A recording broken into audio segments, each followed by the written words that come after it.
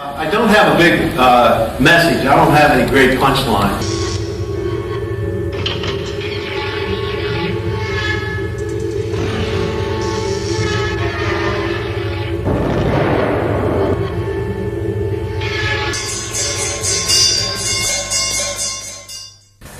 About 10 years ago, the developers began to make complete machines. So this is the first from our group for nuclear cleanup, and very quickly this one and others. And these were not just for science or development, but machines that actually worked in the nuclear cleanups like Chernobyl or 3 Mile Island in the United States.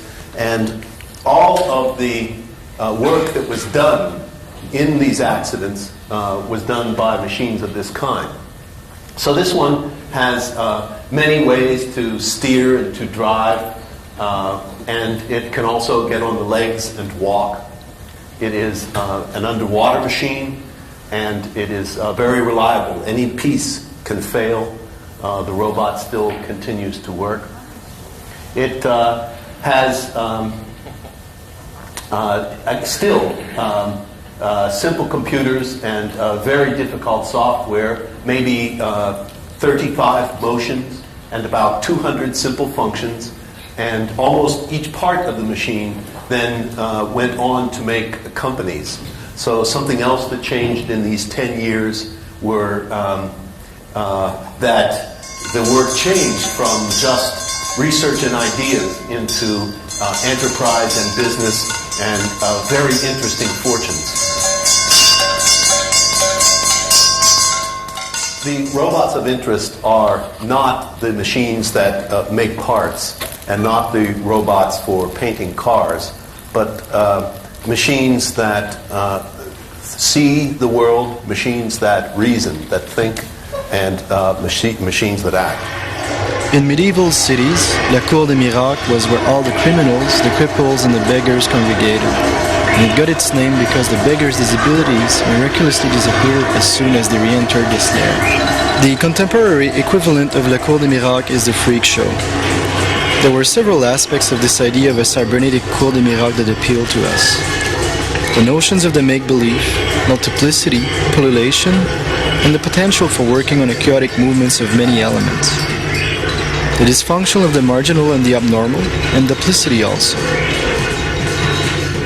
In our earlier installations, Espace Vectoriel and the Frenchman Lake, each robotic entity was identical. There was an implicit link between the animated objects and a possible overall view that allowed for the emergence of a pattern and a meaning. La Cour des Miracles is a more intimidating, oppressive environment. In this project, we focus on the diversity of individuals and on deviant behaviors. Our machines have been deliberately built to create an impression of dysfunctional creatures. In creating La Cour des Miracles, we made use of the construction to suggest the idea of dysfunction. The sudden movements, squeaking joints, and damaged surfaces transform a metal shape into an abnormal being. One machine seems unstable. Another, trapped inside a cage, flings itself at the bars, grabs and shakes them. Another crawls on the ground, retreating if anyone approaches. Yet another staggers along unevenly because of a mishappen or a defective part. Creating the illusion of dysfunction using functional machines operates at two different levels to underline the paradox of artificial life. It is based on the hyperreal and engages the viewer into an abstract world. Even when observing very simple actions or behaviors, the viewer may get the impression of an intelligent reaction. The main aesthetic choice of our installations is the evocation of life through simplistic machines that are barely anthropomorphic depictions of living beings. Our aim is not to create life, but rather an illusion of it. We make no attempt to give our machines humanoid forms. La Cour des Miracles uses the principle of evocation rather than the one of representation. The aesthetic of the animated object resides in the nature of the simulacrum, a subjective illusion based principally on the movement of abstract metal forms. We present the machine not as a specialized and virtuose robot, but as an element in an expressive and dramatic collective entity. In this space, we use anything that can help to create the illusion. Lighting, noise, smoke, all contribute to create the environment. We work on this backdrop the same way we work on the machines. We're not trying to recreate a real Cours des Miracles, but a space that simulates the hypothetical habitat for the robots. Sound contributes towards the illusion in several ways. Disturbing noises are registered and perceived as manifestation of suffering. Each robot emits a specific sound depending on its reading of the situation. The oppressive staging of the installation, sound levels, violent lighting, and metallic structures is designed to provoke the viewer's imagination and create a feeling of anxiety. Each robot is endowed at the outset with its own scenario of predetermined actions that is independent of variations in the immediate environment. However, this determinism will be constantly altered because of changes perceived by the sensorial system that links the robot to the environment. Each machine reacts in its own way to the presence of humans and to the other robot organisms. Our goal is to obtain behaviors that are not foreseeable, as opposed to deterministic scenarios of classical interaction. In fact, once a series of rules have been programmed into the machine, the robot organism manipulates information autonomously and engages in behaviors that are distinct from the original programming. These induced behaviors are difficult to predict because they depend on a general interpretation of an exponential number of possibilities. It's the introduction of complexity, chance, and unpredictability. The mode of communication that is established between the system and the viewer, who is trying to decode the reactive mechanism, is similar to the unstable relation that can exist between living beings. The exchange embodies an element of uncertainty regarding the robot's subsequent behavior. The spark of life is triggered first by the movement, but the illusion is maintained by the perceived comportment. The movement can be seen as the machine's objective nature, while the perception of behavior is more subjective. The aim of our project is to trigger empathy in the viewer for these characters, which are actually nothing more than articulated metal structures. We're trying to demonstrate the power of simulation by perverting the viewer's perception of these strange animated objects, using the inevitable anthropomorphic reflex that makes us project our personal feelings onto any being with which we interact. By suspending disbelief, viewers accept the simulacrum as natural. They agree to play the game, to enter the environment, and become part of the action in this artificial world. Le Cours des Miracles is an attempt to express the humanity of the machine world and the profound machinism of humanity.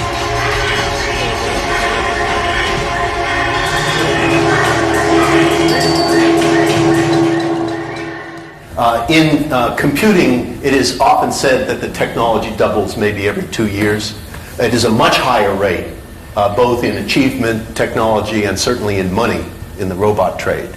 So 5 years ago, these machines could just step and stop. If they were in this room, they would be. 5 years ago, a machine would take a photo image and then process to find lines and walls and floors to make sure there was nothing in it. And it might take one image and compute for 5 minutes, and then move 1 meter, and then a snapshot and compute for 5 minutes and move again.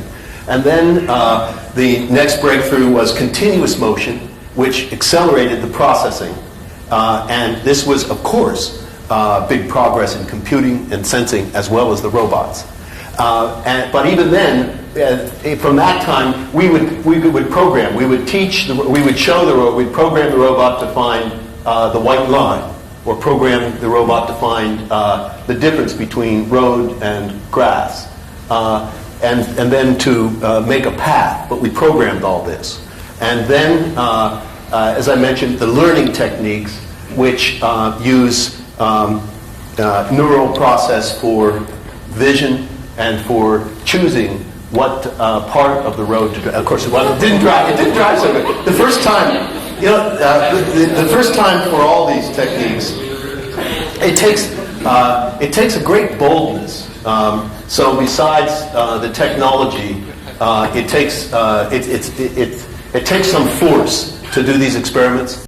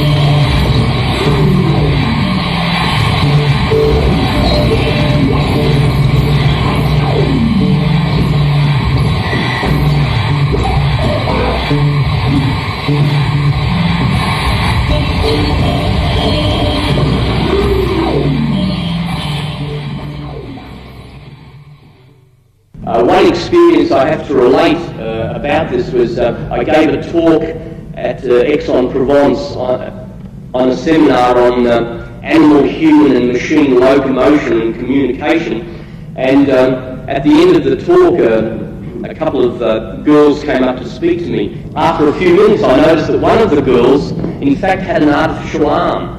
I did not realise this when I was talking to her, and I sort of remarked how interesting and how delicately made her artificial arm was. And she said, well, you know, I was very interested in your talk, and I have some extra arms because one is already, one's being repaired, the other one's always being, damaged either by touching something that's hot or, so one is always being replaced. And she said, would you like one of my artificial arms? Because I have a few extra ones. And I said, well, yes, I would like one of your arms. And without any hesitation, she screwed off her artificial arm and handed it to me. And I was standing there with this arm, holding this arm, and for the first time, and I mean I've been using prosthetics and robotics for a long time, but for the first time, I thought, well, what is this? This is a part of this person, and I'm holding a part of the person. And I thought this was a very strange feeling because all this time, I assumed that this arm was a part of this body, and all of a sudden it's disconnected and I'm holding it, and I'm standing here with 4 arms, and this girl was walking away with 1 arm, which was very disconcerting. So I quickly called her back. But then I thought, well, what constitutes identity? I mean, when do you start feeling alien to yourself? I mean, if you could replace your limbs with artificial parts that would have the same function, if you could replace the torso, if you could replace your neck, if you could peel away your skin and replace your skin, if these artificial parts had similar functions, what would constitute your identity? At what point would you say, this is not my body, this is not me? This is characteristic of the physical notions of animatronics, the so-called anthropomorphic or human-like. And if you really detail the expressions, and the fairly fluid biological motion in arms and hands. This particular one is programmed as it's an opening act for a rock band. And when you see it with all of the makeup and all the clothing and like on it, you can't tell them from an audience. You couldn't tell them from the band itself.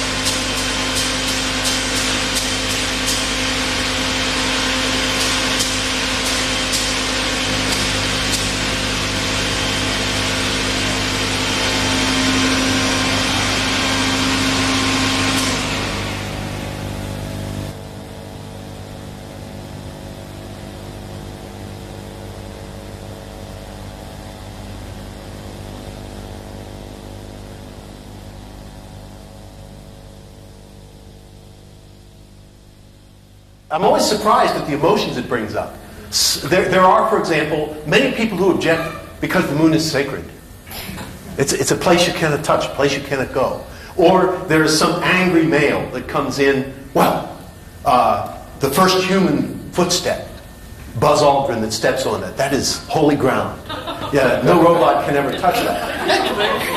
And of course it is, because it would not be a good project if it went to the moon and ran over the footstep. But there are many emotions. There's so many people who do this robotics claim to be researching, and they all think about doing original things, talk about dexterous motion and fine things. But there is. I really like this. It's a simple idea from an early group. And I think it demonstrated to me, always, there's just so much creativity, so much original thinking in the world. And from this already, they have made tiny walking machines and surgical machines that go inside the body. These are not just moving around, but there is no power. They have little wheels under them, but there's no power. It's like rollerblading, so there's no motors under the wheels. They just do it from body motion. And there's so many places where things like your arm can't reach in, but snakes can point the head and then follow with the body. And this is just a feeling. So this still does not have that vision and model of the world.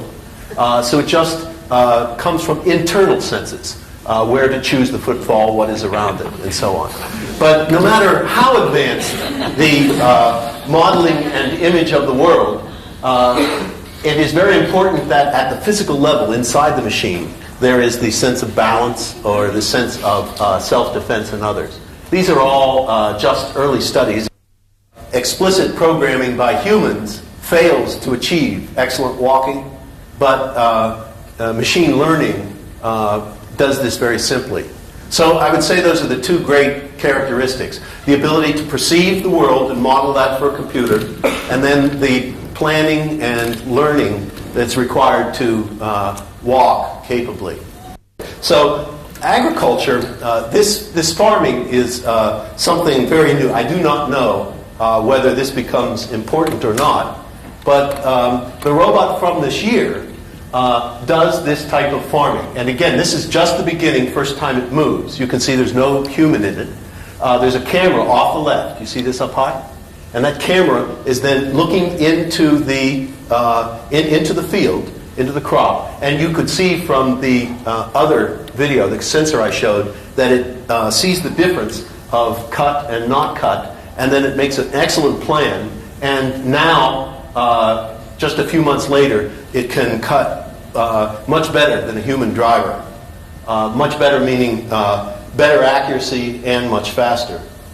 And so the new models that do not have the places for the humans in the cab. Something about accidents. Okay, sure. So here's the deal. I don't know of any of these machines. I think it's a little like this. Every time that you impart capability, there's a corresponding liability. And these machines that can reach up and just tear pipes or crush things or drive down the highway at large speed, there's a lot of liability, a lot of issues. Perfectly, I don't speak for the world. I mean, I'm just not that lofty and elevated. But speaking for myself, there isn't one of them in the early going that didn't smack me or crush me or tear something or drive over me. And to be honest with you, I've never made a big deal out of that. Nobody's asked me that in a long time, because now they're further along and we know what to watch out with and how to test them and the like. But so something about injuries. There's only one recorded death of a human by robot that occurred in Japan. It's 11 years ago. It was a manufacturing robot, stationary, bolted to its frame, and it had a protective region around it and also sensors. And a human went into its work area and was struck and later killed.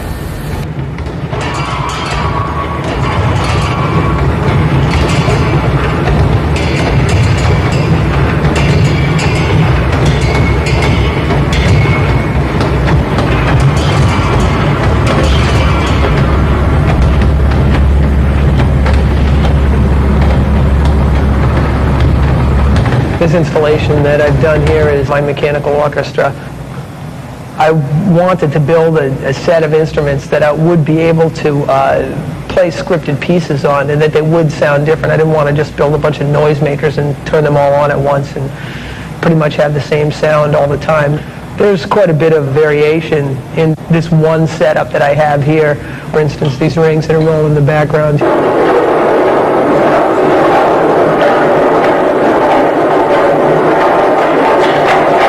The way that I introduce the rhythms with those are with the solenoid actuators that move a piece of steel wire out in the path of the rolling ring. The ring weighs probably 55 pounds or so, and it produces quite a thump on the table. Unamplified, it doesn't amount to a whole lot, but with amplification, it can become quite substantial. And again, with the way that I can color that sound with equalization, this is quite a number of timbres which I can achieve. There's some pieces that I play that are scripted just for that instrument alone without any resonators running, and then I do a drum solo.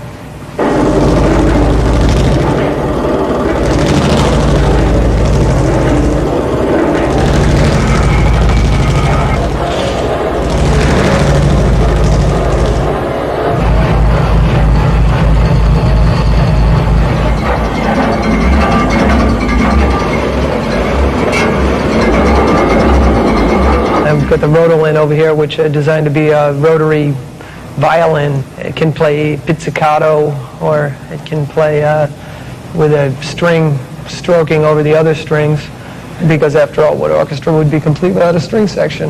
And 101 Strings was always one of my favorite groups.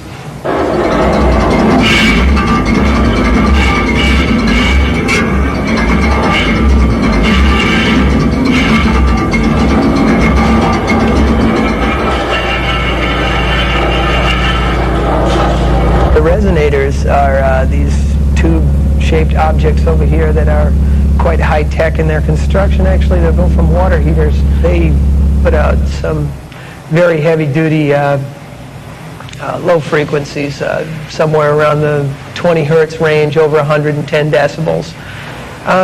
This has a very interesting effect on people I was surprised at how powerful some of the resonances were. I think actually I could probably just about start knocking the building down if I ran the things long enough. When I begin to play 3 of them, 4 of them at the same time, they all begin to affect each other, and as I vary the speeds on the different resonators, then things start happening. And also we start developing nodes in the room, a node being where some sound waves are combining to create a bigger, a more intense, higher decibel rating in one point, in a blank spot in another part of the room. So it's necessary that people circulate through here while the thing is going on.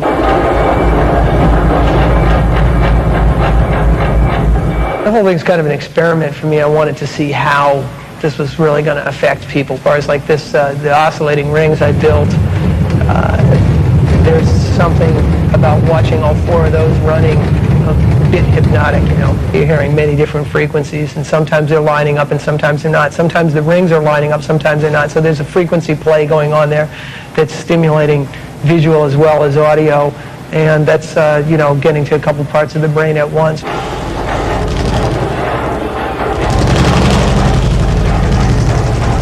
A lot of people have commented to me about the sculptural aspect of the work, but as I emphatically insist always, there's not one piece of material welded onto any of these machines or any shape that they have that they don't need to have. It's all function. They have to look the way they do to function the way they do, and that's all I'm interested in. But if they appreciate them aesthetically, then all I can say is, well, that's the beauty of good engineering.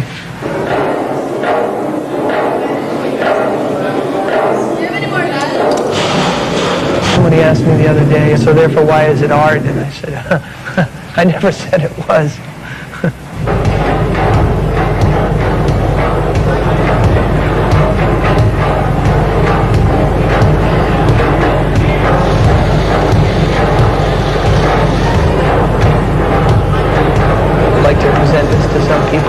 Feel no kinship with the art world, that don't generally go to art galleries, that maybe just are used to going to Motorhead concerts or something like that. I'm just as interested in their reactions and responses.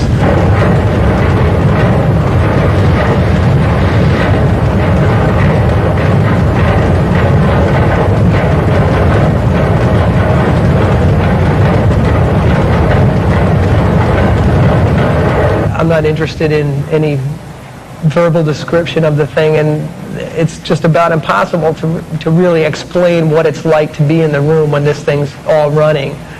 And it's probably going to be just about impossible to reproduce it on tape. I don't think there's really any technology that's going to be able to get it all. So basically, you have to be here, and that's one of the things that I like best about it.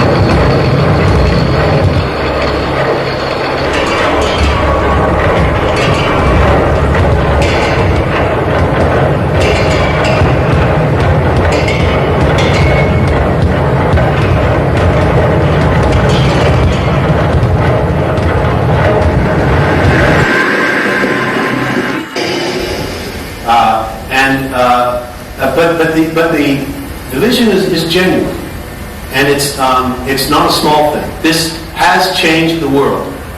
I'm not so sure that Rotterdam knows much about it yet, but it's done. And it's just a matter of inevitable fulfillment that it comes to pass. And I don't know that it's, you know, for a better world or less. I have a sense that it can be. Still, you know, that really is, I think, more in the hands of a world or an audience like this than it is in a bunch of researchers that put this beginning together. I feel compelled to call this it. As I say, I'm around for a long time. I've enjoyed the night. Thank you very, very much.